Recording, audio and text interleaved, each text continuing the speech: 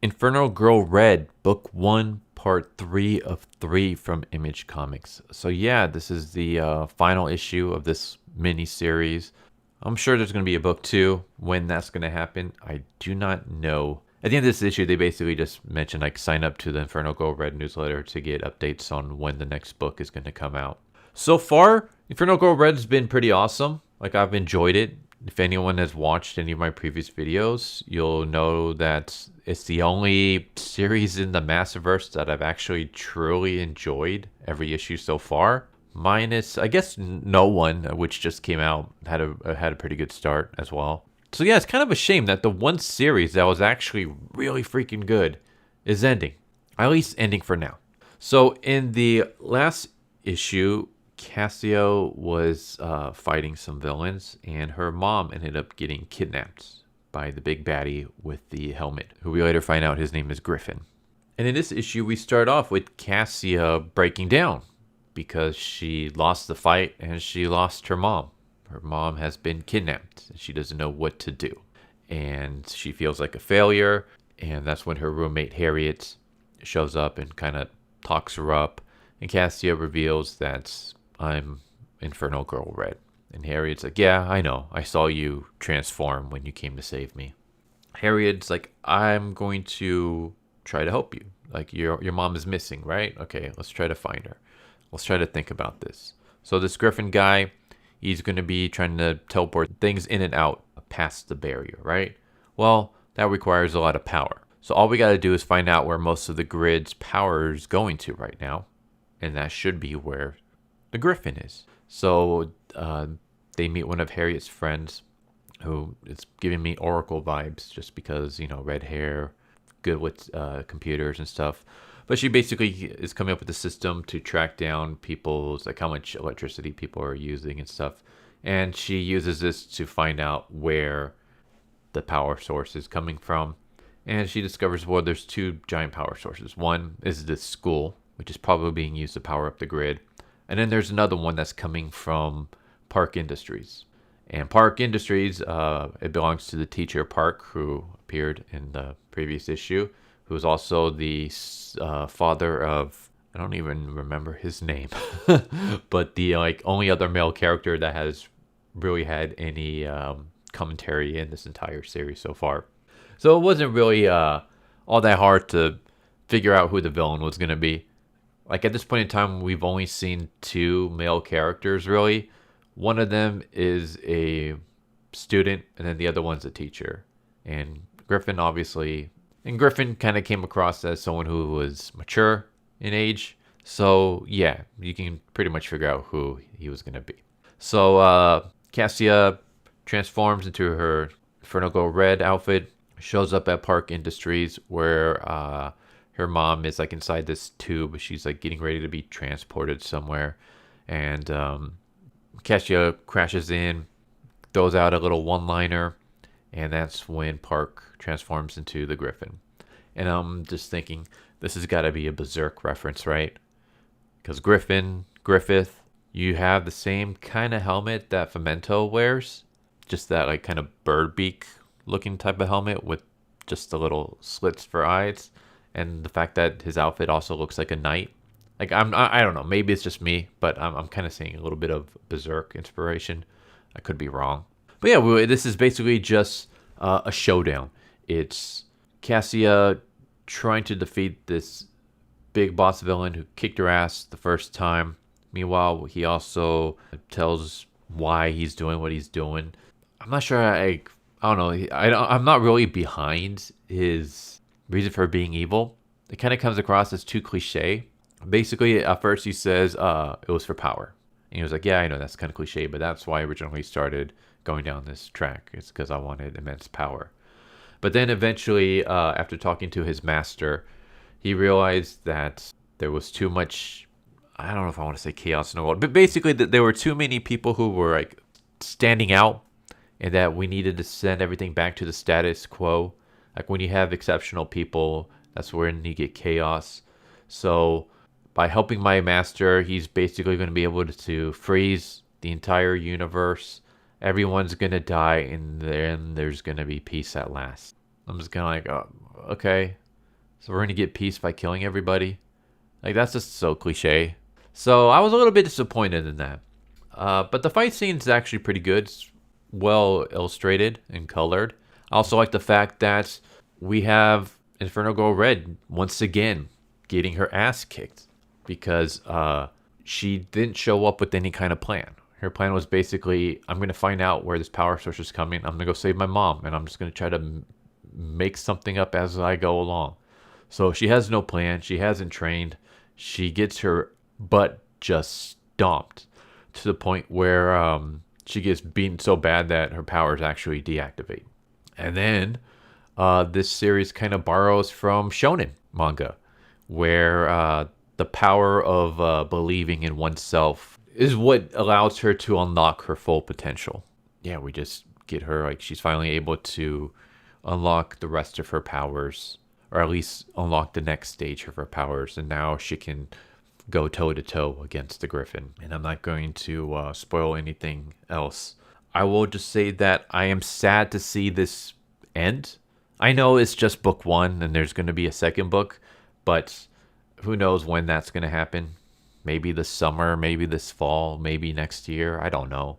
It's just kind of a shame that the one series that I've actually been really, really enjoying from the Masterverse is the one that only gets 3 issues and then it ends temporarily, or it goes on a hiatus for a while. That's kind of a bummer. Meanwhile, you got just absolute garbage like the Dead Lucky and Rogue Sun and Radiant Pink, Radiant Red, just constantly stinking up the shelves. But I enjoy this because, again, I like the Cássia character. I think she is a unique character. I like just her, like, her personality is like relatable to anybody, really. She's a female hero in a modern day comic book series. And you would think, oh, God, she's going to be insufferable, isn't she? No. She's down to earth. She's not sassy. She's not a see you next Tuesday like you see in a bunch of other series. She's just a regular girl with a huge weight put on her shoulders where she has to try to protect this entire city with the only one who has like the powers to fight back against the forces of evil. And she struggles constantly. Most of this entire series was her getting her ass kicked.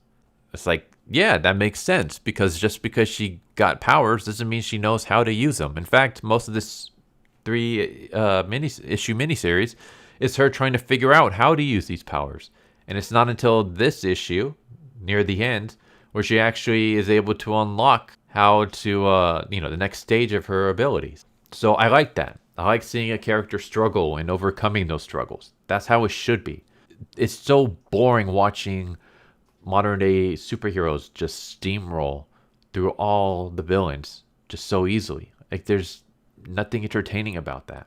There's also, like, I like the fact that this was very Tosusaku inspired. We didn't get a bunch of slice of life BS. We didn't have Cássia sitting around at a coffee shop snacking on pastries and talking about life and talking about, I don't know, like her race or her sexual identity or how men are evil or any of this other garbage that we see in other modern day comics.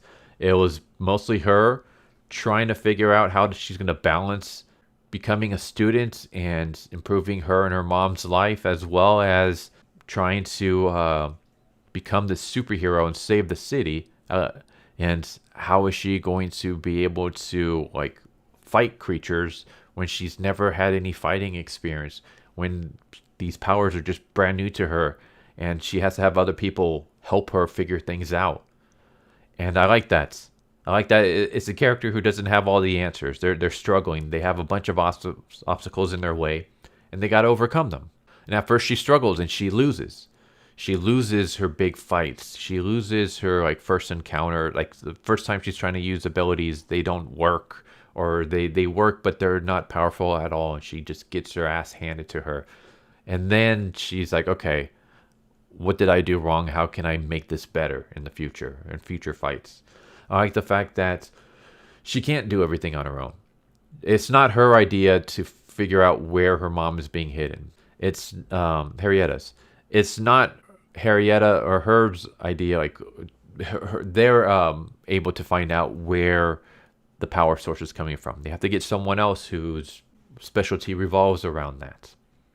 I like the fact that she wasn't figuring things out on her own when it came to the superhero abilities. It was her mom, and her mom only knew because her mom was best friends with the OG Inferno Girl Red and saw her fighting countless times. And her mom has to like mentor her and teach her, here's how you do things. So I like the fact that she doesn't have all the answers. Things weren't just handed to her. Like she was given this power and then she absolutely struggles and she has to overcome those struggles to figure out how to use them and how to get better. And even at the end of this issue, I'm not going to spoil everything, but even at the end, even though she unlocks the next stage of her power, she doesn't necessarily win. I'm not going to say how she loses. I'll let you read this for yourself and, discover that. But she doesn't win. She doesn't get everything that she wants. And now she realizes that, okay, I've made it this far, but I haven't fully succeeded. I've had my ups and downs. I was able to defeat some villains. I was not able to defeat others. I was able to save some people. I was not able to save others. I need help. And now the OG Inferno Girl Red's like, hey, I saw everything that happened. I'm here. I'm going to help you out.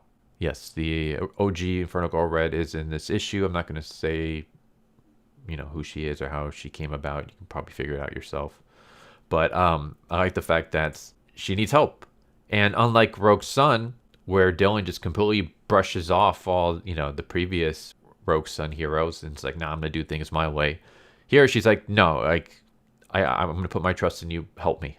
Help me get better. So it's nice. It's nice to see a character that's humble when it comes to being a superhero.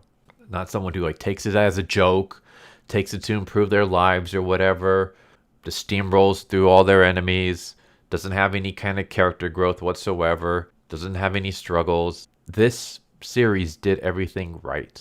Or at least it did most things right. Like, I don't even want to say that it was wrong, but like the only hints of any kind of modern day talking points that are in here are just the fact that there are no male characters really. We only get two that we actually like see and have dialogue with. One of them is Park, who the teacher Park, who is the Griffin, and then the other is his son, who appeared in the previous issue. And his son is only like briefly mentioned. He only has like a couple pages, and that's it. I think he's probably going to play a bigger part in later books. And then we have Park, who is the villain. The only other male that's really mentioned is Cassia's father, and we don't really get much of him. Like, we don't know what he looks like. We don't know anything about him, not even his name. All we know is that when Cassia's mom was going through some hard times, he dipped out on her. Basically, Cassia's mom was going through some like rough spots. She kind of needed him, and he figured that being associated with her was going to hurt his career. So he chose his career over his family, and he dipped out, and he just took off one night and never came back. So, yeah, we only get 3 male characters really in here. One of them dips out on his family. The other one only has a couple of pages dedicated to him, and then that's it. And then the final one is the villain. I will say that I'm surprised that the villain isn't white. I was kind of expecting a white male to be the villain, but no, it was an Asian guy instead. But that's it. And that's like, to me, that doesn't really bother me all that much. It's not like a bunch of like modern day comics where like all the villains are blonde-haired, blue-eyed, white, straight men or anything like that. It almost comes across more like a coincidence. I don't know. I guess we'll see where it goes. I'm assuming that the Griffin's son is maybe gonna help Cássia in the future. Either that or he's gonna take up his father's place as the next villain. I don't necessarily see that happening just because he seems to be on the outs with his father. But that's the only thing that's kind of like social, political in here, and that's kind of like if you're looking a little bit too hard, it's not like told to you that men are evil or anything like that. So like that kind of stuff, it didn't bother me whatsoever. I'm just mentioning it because I don't know, some people might want to know. But that's the only thing that, like I said, seems somewhat social, political in it, is just that there's only 3 men. 2 of them are kind of evil. I mean, running out on your family is pretty evil in my opinion. So 2 of them are not good people, and then one of them is just a background character that doesn't have any big part in the story whatsoever at this point in time. There you go. That's kind of it. But other than that, like, there wasn't really much. So I still really enjoyed this series. I thought it was good. I give a recommendation. I do suggest that you go out and you buy it. I enjoyed it a lot. Especially if you're a Tokusatsu fan, you're gonna enjoy this. That's another thing. Of all the Massiverse stuff, this is the one that feels more like a Tokusatsu. This is the one that actually follows like some of the tropes and you know and things that are in there. Whereas everything else is just I don't know. I'm not really getting so much Tokusatsu vibes. It just kind of feels like regular superhero stuff. But yeah, I'm just kind of rambling at this point. I'll just say that I'm sad to see it end for now. Again, there's going to be a book 2. When that's going to happen, I don't know. I will be looking forward to that. But yeah, until that comes out, this is the last one we're going to get for a while. And it's kind of a shame because it was the best in the Massiverse. Overall, I enjoyed it. I thought it was really good. I think it held up for all 3 issues. Like there was no one issue where it disappointed me. And that's more than I can say for some other comics out there. So yeah, it started off strong. It continued being strong. It ended pretty strong. Good series overall. Really liked it. There you go. Inferno Girl Red, Book 1, Issue 3 of 3. Hope you enjoyed. Hope to see you next time. Take care. Later. So what'd you guys think of that video? Hope you guys enjoyed. If you guys haven't already, please subscribe. Hit that bell for a notification. Leave a like if you enjoyed the video. And if you didn't enjoy the video, thank you for watching it this far. And I hope the next video is more to your liking. Feel free to check out the playlist that you guys see. And I hope to see you guys next time. Later.